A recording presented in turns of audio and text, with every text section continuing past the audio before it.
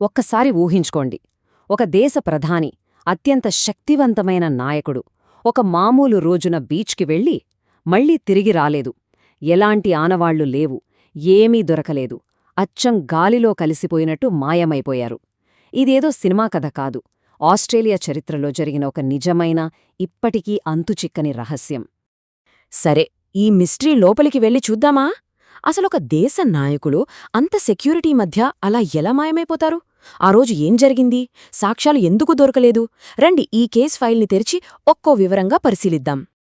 ఈ కథ మొదలయ్యేది 1967 డిసెంబర్ 17న. ఆ రోజు పైకంతా మామూలుగానే ఉంది, కాని ఆ ప్రశాంతత వెనకే ఒక పెద్ద మిస్టరీ దాగుంది. సరే, ఆ రోజు ఏం జరిగిందో ఒక్కసారి వివరంగా చూద్దాం. ఉదయమంతా స్నేహితులతో సరదాగా గడిపారు. మధ్యాహ్నం ఈత కొట్టాలనిపించి చెవియట్ బీచ్కి వెళ్లారు.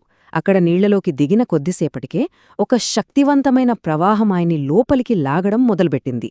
ఒడ్డున ఉన్న స్నేహితులు చూస్తుండగానే ఒక పెద్ద కెరటమొచ్చింది. ఆ కెరటం వెనక్కి వెళ్ళిపోయాక అక్కడ హెరాల్డ్ హోల్ట్ లేరు. అంతే, మాయం. ఇక్కడ మనం గుర్తుపెట్టుకోవాల్సిన విషయమేంటంటే, హెరాల్డ్ హోల్ట్ ఏదో కొత్తగా ఈత నేర్చుకుంటున్న వ్యక్తి కాదు. ఆయనకు సముద్రమంటే ప్రాణం, చాలా అనుభవం ఉన్న స్విమ్మర్. అలాంటి వ్యక్తి అంత సింపుల్గా ఎలా కొట్టుకుపోతారు? ఈ ఒక్క పాయింటే ఈ కేస్ని ఇంత పెద్ద మిస్టరీగా మార్చింది. ఈ ప్రశ్నకు సమాధానం బహుశా ఆ ప్రదేశంలోనే ఉందేమో. చెవియట్ బీచ్ చూడ్డానికి అందంగా ఉంటుంది, కాని చాలా ప్రమాదకరమైనది. అది మనం సరదాగా ఆడుకునే బీచ్ అస్సలు కాదు. దాని కింద ఉండే రిప్ కరెంట్స్ ఎంత భయంకరమైనవంటే, ఎంత పెద్ద స్విమ్మర్నైనా సరే కళ్ల ముందే లోపలికి లాగేస్తాయి. ఒక దేశ ప్రధాని కనపడట్లేదు. ఇక ఆ తర్వాత ఏం జరిగుంటుందో మీరే ఊహించుకోవచ్చు. ఆస్ట్రేలియా చరిత్రలోనే అతి పెద్ద సర్చ్ ఆపరేషన్ మొదలైంది. ఇది మామూలు గాలింపు చర్య కాదండి. పోలీసులు, కోస్ట్ గార్డ్, నేవీ డైవర్లు, ఆర్మీ హెలికాప్టర్లు, వందల కొద్ది వాలంటీర్లు, ఒక్కరిని కాదు అందరూ రంగంలోకి దిగారు. తీరమంతా అంగుళమంగుళం జల్లెడపట్టారు. నీటిలోపల ఉన్న ప్రతి గుహని, ప్రతి రాయిని వెతికారు, ఏ చిన్న క్లూ అయినా దొరకపోతుందా అని. కానీ అస్సలు షాకింగ్ విషయమేంటో తెలుసా? ఇన్ని వందల మంది రోజుల తరబడి వెతికినా దొరికిందేంటో తెలుసా? 0, 0. ఆయన శరీరం కాదు కదా, ఆయన వేసుకున్న బట్టల చిన్న నూలుపోగు కూడా దొరకలేదు. ఏమీ లేదు. ఒక మనిషి ఉన్నట్టుండి గాలిలో కలిసిపోయినట్టు మాయమైపోయారు. సరే, చేతిలో ఎలాంటి ఆధారాలు లేనప్పుడు అధికారులు ఏం చేస్తారు? వాళ్లు ఉన్న పరిస్థితులని బట్టి అత్యంత లాజికల్గా అనిపించే ఒక నిర్ధారణకి రావాలి కదా. అదే చేశారు. వాళ్ల థియరీకి మూలం ఈ రిప్ కరెంట్.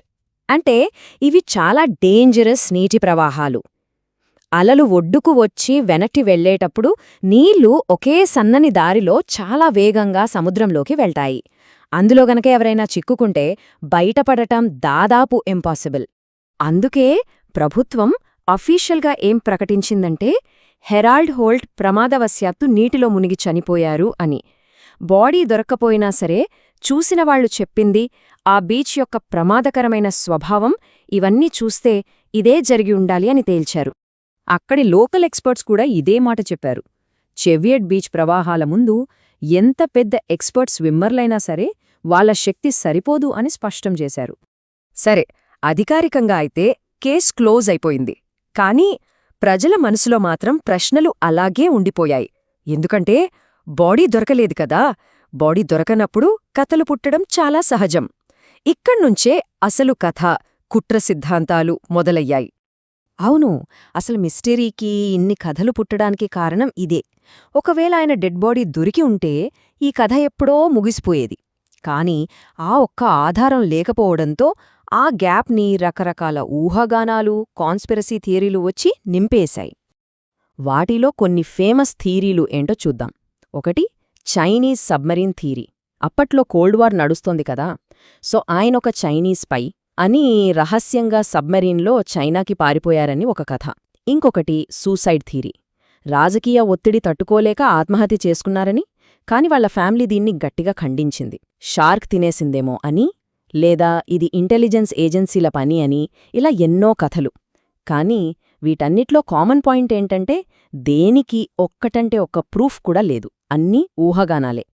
అందుకే ఇన్ని దశాబ్దాలు గడిచిపోయినా సరే ఈ కేసు ఇప్పటికీ ఒక మిస్టరీగానే మిగిలిపోయింది, ఒక అన్క్లోజ్డ్ ఫైల్లాగా. హెరాల్డ్ హోల్ట్ మాయమవడం వల్ల దేశం ఒక నాయకుడిని కోల్పోయింది. కాని దానికంటే విషాదం, ఒక కుటుంబం వాళ్ల మనిషికి ఏమైందో తెలియక సమాధానం దొరకని బాధలో ఉండిపోయింది. ఈ మొత్తం కథలో ఒక విచిత్రమైన, చెప్పాలంటే ఒక ఐరానికల్ ట్విస్ట్ ఉంది. నీళ్లలో మునిగిపోయి కనబడకుండా పోయిన ఒక ప్రధాని జ్ఞాపకార్థం ఒక పబ్లిక్ స్విమ్మింగ్ పూల్కు ఆయన పేరు పెట్టారు, Harold Holt memorial swimming centre. ఇది వినడానికే చాలా వింతగా ఉంది కదా. సో ఫైనల్గా ఈ కేసు మన ముందు కొన్ని ప్రశ్నల్ని వదిలేసి వెళ్తుంది.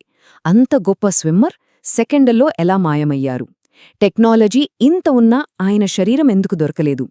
ఇదంతా కేవలం ప్రకృతి శక్తి ముందు మనిషి ఓడిపోవటమేనా, లేక ఈ కుట్ర సిద్ధాంతాల్లో ఏ కొంచెమైన నిజముందా? హెరాల్డ్ హోల్ట్ అదృశ్యం చరిత్రలో ఒక విషాదకరమైన ప్రమాదంగా మిగిలిపోతుందా, లేక మనకు ఎప్పటికీ సమాధానం దొరకని ఒక రహస్యంగా ఉండిపోతుందా? ఆలోచించండి. 1978 5గురు స్నేహితులు సరదాగా ఒక బాస్కెట్బాల్ గేమ్కు వెళ్లారు. కాని వాళ్ళు మళ్లీ తిరిగి రాలేదు. వాళ్ళ అదృశ్యం వెనుక ఉన్నది ఒక మిస్టరీ. దశాబ్దాలు గడిచినా పరిశోధకులను ఇప్పటికీ వెంటాడుతున్న ఒక భయంకరమైన రహస్యం. అది కాలిఫోర్నియాలోని యూబా కౌంటీ. ఆ 5గురు స్నేహితులకి అదొక మామూలు రాత్రే. కాని ఆ రాత్రి వాళ్లను ఒక మంచు పర్వతం పైకి నడిపించింది. అక్కడ వాళ్లు తీసుకున్న కొన్ని నిర్ణయాలు ఎవ్వరికీ అర్థం కాలేదు, కాని అవే వాళ్ల విధిని శాసించాయి. ఈ కథలో ఉన్నవాళ్లు ఎవరో సాహస యాత్రికులు కాదు. వాళ్లు మనలాంటి మామూలు మనుషులే. గ్యారీ, బిల్, జాక్, టెడ్ మరియు జాకీ అందరూ తమ కుటుంబాలతో సంతోషంగా ఉంటున్నారు. బాస్కెట్బాల్ అంటే ప్రాణం. వాళ్ల జీవితం ఎంత సాధారణంగా ఉండేదో వాళ్ల ముగింపు అంత అసాధారణంగా ఉంది. చూడండి, వాళ్ల ప్లాన్ ఎంత సింపుల్గా ఉందో. గేమ్ చూడాలి, దారిలో స్నాక్స్ కొనాలి. మరుసటి రోజు వాళ్లకొక పెద్ద టోర్నమెంట్ ఉంది, దాని గురించి ఉత్సాహంగా ఎదురుచూస్తున్నారు. కానీ ఎవరికి తెలుసు, ఆ స్నాక్స్, ఆ టికెట్లే వాళ్ల చివరి ప్రయాణానికి సాక్ష్యాలుగా మిగిలిపోతాయని. అయితే రాత్రి గడిచిపోయింది, తెల్లారింది. అయినా వాళ్లు ఇంటికి రాలేదు. ఇక అప్పుడే వాళ్ల కుటుంబాల గుండెల్లో ఆందోళన మొదలయింది. ఒక మామూలు రాత్రి యాత్ర ఇప్పుడొక భయంకరమైన నిరీక్షణగా మారింది. రోజులు గడుస్తున్నాయి, టెన్షన్ పెరుగుతోంది. ఫిబ్రవరి 24న మిస్సయ్యారు. గాలింపు చర్యలు మొదలయ్యాయి.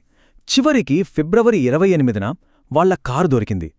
కాని అది వాళ్ళ వెళ్లాల్సిన దారికి చాలా దూరంలో ఒక నిర్మానుష్యమైన పర్వత రహదారిపై ఉంది.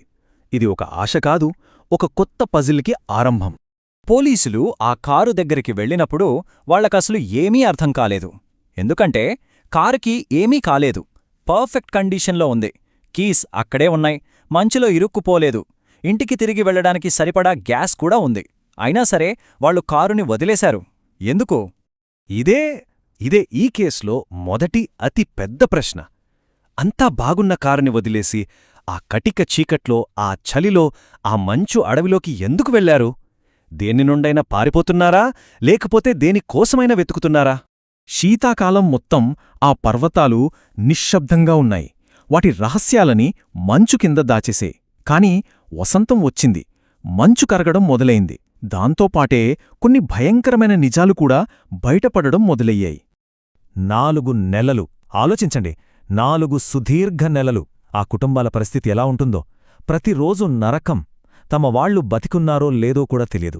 వసంతం ఒక ఆశను తీసుకొచ్చింది, కాని అది విషాదంతో నిండిన ఆశ. చివరికి కారు దొరికిన చోటు నుండి దాదాపు 20 మైళ్లు దూరంలో ఒక ఫారెస్ట్ క్యాబిన్లో ఒక మృతదేహం దొరికింది. అది టెడ్ వీహర్ది. కాని ఈ ఆవిష్కరణ సమాధానాలకన్నా ఎక్కువ ప్రశ్నల్నే పుట్టించింది. ఇంత కఠినమైన వాతావరణంలో అంత దూరం ఎలా నడిచారో? ఆ తరువాత ఆ విషాదం అక్కడితో ఆగలేదు. ఆ కారుకి, క్యాబిన్కి మధ్య ఉన్న అడవిలో మరో 3 శవాలు దొరికాయి. కాని లెక్క సరిపోవట్లేదు. 5గురు వెళ్లారు, ఇప్పుడు 4 లెక్క తేలింది. మరి 5వ వ్యక్తి గ్యారీ మథియాస్ ఏమయ్యాడు? అతని ఆచూకీ ఇప్పటికీ మిస్టరీనే. ఇప్పుడు మనం అసలు సిసలైన పజిల్ దగ్గరికొస్తున్నాం. టెడ్ వీహర్ శవం దొరికిన క్యాబిన్ లోపల ఇన్వెస్టిగేటర్లు చూసిన దృశ్యం ఉంది, చూశారా? అది ఈ కేసుని ఒక మామూలు విషాదం నుండి అసలు అర్థంకాని ఒక పారాడాక్స్గా మార్చేసింది. ఒక్కసారి ఆలోచించండి. బయట ప్రాణాలు గడ్డకట్టే చలి, కాని లోపల ఒక సేఫ్ క్యాబిన్, వెచ్చదనం కోసం కట్టెలున్నాయి, కాని వాడలేదు. తినడానికి ఏడాదికి సరిపడా ఫుడ్ ఉంది, ఒక్క డబ్బా కూడా ఓపెన్ చేయలేదు. మరి టెడ్ వీహర్ ఎలా చనిపోయాడు? ఆకలితో. చుట్టూ ఇంత ఆహారం పెట్టుకుని ఆకలితో చనిపోయాడు. ఇంకో షాకింగ్ విషయమేంటంటే, టెడ్ గడ్డం చూస్తే అతను దాదాపు 3 నెలల పాటు ఆ క్యాబిన్లో బతికే ఉన్నాడని అర్థమవుతోంది. 3 నెలలు. ఆ 3 నెలలు అతను ఏం చేసి ఉంటాడు? ఆ ఆహారం వైపు చూస్తూ ఎందుకు దాన్ని ముట్టుకోలేకపోయాడు? ఏదైనా అతన్ని ఆపిందా? లేక అతని మనసే అతన్ని ఆపిందా? ఇంత ఫుడ్డు, ఇంత షెల్టర్ ఉన్నప్పుడు ఒక మనిషి ఆకలితో ఎందుకు చనిపోతాడు? ఈ ఒక్క ప్రశ్నే ఈ కేసుని ఇన్ని దశాబ్దాలుగా సజీవంగా ఉంచింది. ఇలాంటి అర్థంపర్థం లేని ఆధారాలతో ఇక ఇన్వెస్టిగేటర్లు కొన్ని థియరీస్ ముందుకు తీసుకొచ్చారు. ఒక్కోటి ఈ పజిల్ను సాల్వ్ చేయడానికి ట్రై చేసింది, కాని ఏదీ పూర్తి చిత్రాన్ని ఇవ్వలేకపోయింది. మొదటి థియరీ చాలా సింపుల్. వాళ్ళు దారి తప్పిపోయారు. రాత్రిపూట తెలియని రోడ్ మీద రాంగ్ టర్న్ తీసుకున్నారు. కానీ దీనికొక కౌంటర్ ఉంది. వాళ్ల కారు పర్ఫెక్ట్గా పనిచేస్తోంది, కావాలంటే వెనక్కి వెళ్ళిపోవచ్చు. కాని వెళ్ళలేదు. వాళ్ళు ముందుకు నడిచారు, ఆ చీకట్లోకి. రెండో థియరీ పానిక్ అటాక్. రోడ్డు మీద వాళ్ళని ఏదో భయపెట్టింది. బహుశా వేరే కార్ హెడ్లైట్స్ చూసి భయపడి పారిపోయారేమో. కాని పోలీసులు ఆ ఏరియా మొత్తం జల్లెడపట్టారు. అక్కడ పోరాటం జరిగినట్టుగాని, వేరే వెహికల్ వచ్చినట్టుగాని ఎలాంటి ఆనవాళ్లూ లేవు. మరి ఆ భయం కేవలం వాళ్ల మనసులోనే పుట్టిందా? ఇక మూడోది చాలా భయంకరమైన థీరీ, ఫౌల్ ప్లే. ఎవరైనా వాళ్ళని బలవంతంగా కార్లోంచి దించి అడవిలోకి తీసుకెళ్లారా? ఇది కూడా సాధ్యమే. కాని ఎందుకు? వాళ్లతో ఎవరికీ శత్రుత్వం లేదు, దోపిడీ జరగలేదు. ఈ క్రైమ్కి మోటివేంటి? ఎలాంటి ఆధారం దొరకలేదు. ఇక చివరిగా అందరూ ఎక్కువగా నమ్మే కాని చాలా విషాదకరమైన థియరీ. వాళ్లలో కొందరికి తేలికపాటి మేధోపరమైన సమస్యలున్నాయి. బహుశా ఆ చలి, ఆ ఒత్తిడి, ఆ భయం అన్నీ కలిసి వాళ్ల ఆలోచనా శక్తిని దెబ్బతీశాయేమో. ఒకరి తర్వాత ఒకరు తప్పుడు నిర్ణయాలు తీసుకుంటూ తమని తామే వినాశనం వైపు నడిపించుకున్నారు. ఇది చాలా విషయాలని వివరిస్తుంది. కాని ఆ క్యాబిన్లో ఉన్న ఫుడ్ సంగతేంటి? దాన్ని ఎందుకు ముట్టుకోలేదు? ఆ ఒక్క ప్రశ్నకు ఈ థియరీలో కూడా సమాధానం లేదు. అందుకే దశాబ్దాలు గడిచిపోయినా ఈ కేసు ఒక పరిష్కారం లేని రహస్యంగానే మిగిలిపోయింది. ఆ రోజు ఆ పర్వతాల్లో మొదలైన ప్రశ్నలు ఇప్పటికీ సమాధానం కోసం ఎదురుచూస్తూనే ఉన్నాయి. అంతా బాగున్న కారును ఎందుకు వదిలేశారు? అది వాళ్లను సేఫ్గా ఇంటికి తీసుకెళ్లగడిగినా కూడా. టెడ్ వీహర్ ఆకలితో ఎందుకు చనిపోయాడు? చుట్టూ ప్రాణాలను నిలబెట్టగల ఆహారం ఉన్నా కూడా.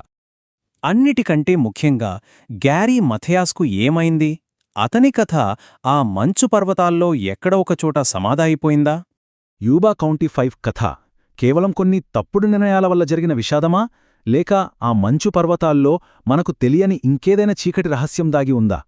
బహుశా కొన్ని ప్రశ్నలకు సమాధానాలు దొరక్కపోవడమే అన్నిటికంటే భయంకరమైన విషయం.